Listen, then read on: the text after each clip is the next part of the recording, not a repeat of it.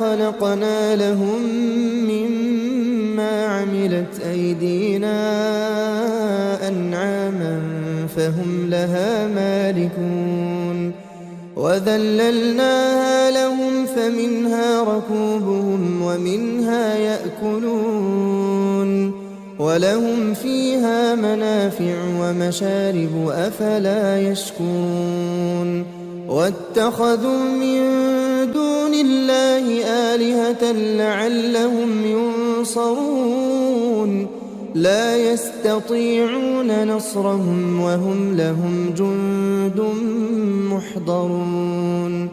فلا يحزنك قولهم إنا نعلم ما يسرون وما يعلنون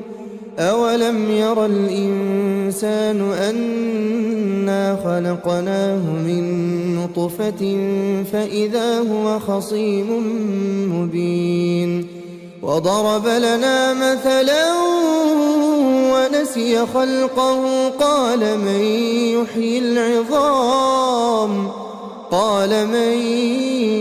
يحيي العظام وهي رميم قل يحييها الذي أنشأها أول مرة وهو بكل خلق عليم الذي جعل لكم من الشجر الأخضر نارا فإذا أنتم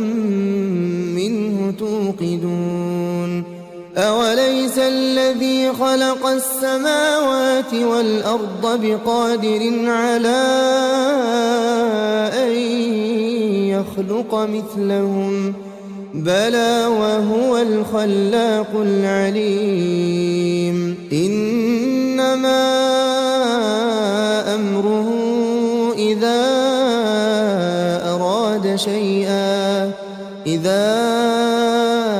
أراد شيئا أن يقول له كن فيكون فسبحان الذي بيده ملكوت كل شيء وإليه ترجعون